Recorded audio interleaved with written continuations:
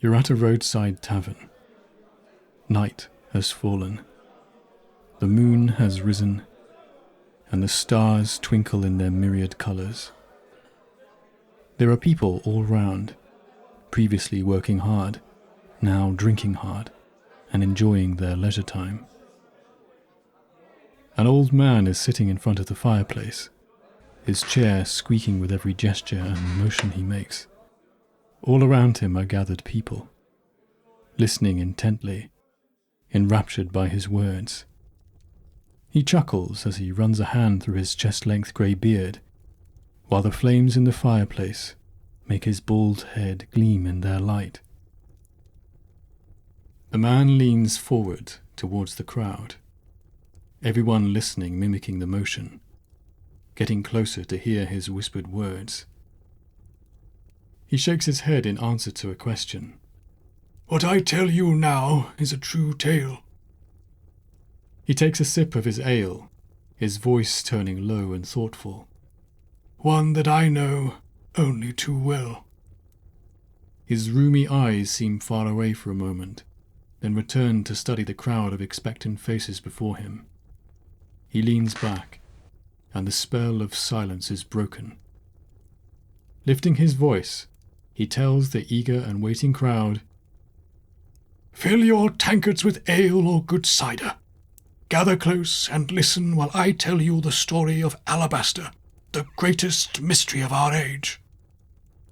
In the realm of Adranon, most people's world stretches only as far as the edge of their fields and woods, and few ever venture more than a handful of miles from their home through their lives.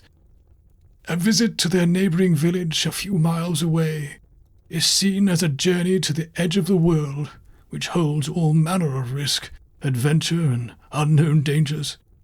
If such is your concept of adventure, my dear listeners, close your ears and leave now, for this tale is too fearsome for your ears. Once upon a time, Adranon Alabaster, the most powerful mage in history, journeyed the lands of Adranon. He gathered from the corners of the world 9 of the strongest spellcasters in existence, one for each school of wizardly magic. They apprenticed under him and followed him to Kalandor. In the present day, his tower is long since gone, and not 2 bricks of it can be found standing atop one another.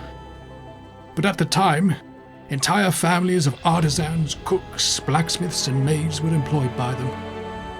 Craftsmen and merchants grew fat selling their wares to the mighty ones of that tower, for they were always pleasant and paid well. A great community sprang up around it, which in time would form into what it is today, Golgotha, capital of Kalandor. Years passed, and Alabaster proved to be a benevolent wizard, always helping the local populace with their problems. But over time, the great mage was seen less and less. Eventually, his apprentices disappeared one by one as well. Decades passed, and Alabaster's tower stood decrepit and was said to be haunted. It was a dark time for Golgotha, and after a string of monster attacks from the tower, the city folk demanded answers. When the burghers finally mustered the courage to venture into Alabaster's yard, they found his front door open, ominously rattling in the wind. When they entered the tower, they were baffled to find it empty. Not one parchment or banner remained of the great mage of old. A secret passage was discovered, which led deep beneath the earth into a full-blown undercity, the halls of Alabaster.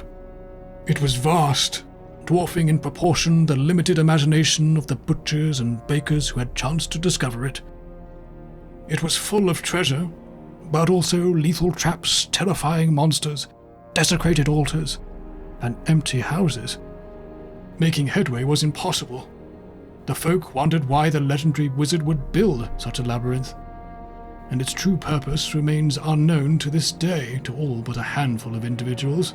None know how deep the halls go, but they are rumored to reach all the way down to the center of the world. Not long after the discovery of the halls, the 9 suddenly returned. But something had happened to them in those deep bowels of the earth. They returned, corrupted, changed. Arriving in force, they burst forth from the halls, leading companies of orcs and other monsters, hell-bent on conquering Canandor. All who opposed them perished in what is today known as the First Mage War. They ousted the Ty-Star line of kings that had been ruling the country in their absence, a calamity from which their line has never recovered. The Nine ushered in 100 years of domination, during which they enforced an anti-clerical ideology of pragmatism upon the populace. All worship of the divines was forbidden, and arcane magic was taught to the population. Most wizards in Adranon today trace their family's origins to that time. Eventually, the Church of the Pantheon mobilized a great crusade to push the Nine back underground into the halls of Alabaster, succeeding at great cost in the Second Mage War. The Nine haven't been seen in centuries, and the halls remain unconquerable to this day. The brute force behind a battalion amounts to nothing within the halls. Its corridors are narrow and rigid, unyielding and relentless to militarized masses. Monsters breed within the halls, and if they are not cleared, they make their way to the surface, killing people. Since the stalemate between the Nine and the gods has persisted for centuries, living for so long above the halls has dwindled Canandor's military resources.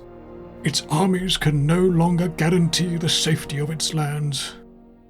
Evil is returning, but there is one bright hope for the future of Canandor: adventurers. They come from far and wide now to win glory and riches in the legendary Party's Cup, wherein the security of our nation has been turned into a sport. Canandor's answer to the problem of the halls is adventurers.